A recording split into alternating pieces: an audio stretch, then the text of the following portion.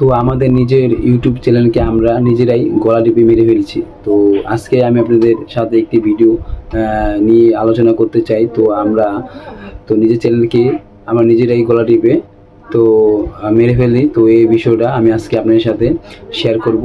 তো আমরা কিভাবে আমাদের চ্যানেলকে আমরা একবারে 0 ভিউজে আনি। তো সম্পূর্ণ ভুল কিন্তু এটা আমাদের।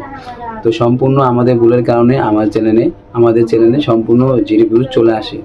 তো একটা সময় দেখা যায়, তো আমরা যদি আমাদের প্রথম ভিডিওতে আপলোড করার পর দেখা যায় অনেক ভিউজ গেইন করি আমরা, কিন্তু তার প্রতিনিয়ত 4-5টা 6টা ছাড়ার পরে আমাদের ভিউজ গেইন হয়, কিন্তু 5-8টা ভিডিওর পরে আমাদের 0 ভিউজ প্রবলেম হয়ে থাকে।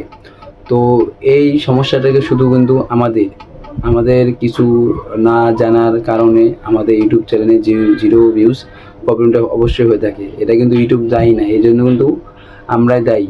তো আমরা একটি চ্যানেলে তো সম্পূর্ণ একটি ক্যাটাগরি নিয়ে কাজ করতে হবে।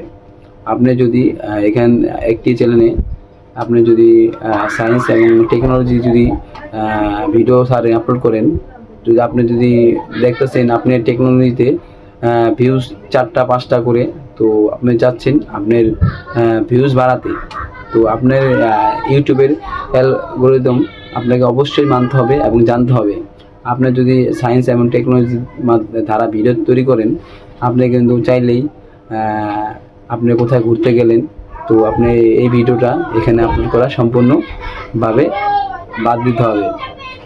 আপনি ধরেন কোথাও বেড়াতে গেলেন এবং কোনো দেশে ভ্রমণ করতে গেলেন, তো ওইসব ভিডিও যদি আপনি এই চ্যানেলে আপনি আপলোড করে থাকেন, তো এই চ্যানেলটি আপনারা অবশ্যই আপনারা গলা টিপে আপনার চ্যানেলটাকে মেরে ফেলছেন।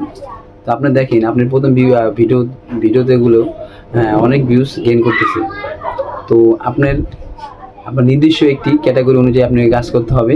তো আপনি কি ক্যাটাগরি কাজ করবেন, খালি এই চ্যানেলে আপনি ওই ক্যাটাগরি ভিডিও আপনাদের আপলোড করতে হবে। আপনার নানা বিধিক ইচ্ছা ভিডিও দিলে আপনার চ্যানেলটি অবশ্যই হেড হয়ে যাবে। আপনার চ্যানেলটি অবশ্যই আগের তুলনায় ভিউজ আসবে না, এবং অবশ্যই আপনার চ্যানেলটি জায়গায় থেমে যাবে। তো আপনার কাছে একটি আমার অনুরোধ, আপনার কি ক্যাটাগরি ভিডিও করবেন। তো যে কোনো একটি ক্যাটাগরি একটি চ্যানেলের জন্য আয়তাভুক্ত। তো আমার চ্যানেলে আমি টেকনোলজি ভিডিও আপলোড করে থাকি। তো এখানে যদি আমি কোথাও ঘুরতে যাই, এই ভিডিও যে আমি আপলোড করে থাকি, তো আমার চ্যানেলে আস্তে আস্তে এটা কিন্তু ডাউন হয়ে যাবে। তো আপনারা বুঝতে পারছেন আপনারা কীভাবে আপনার চ্যানেলকে নিজেরাই ক্ষতিগ্রস্ত করছেন।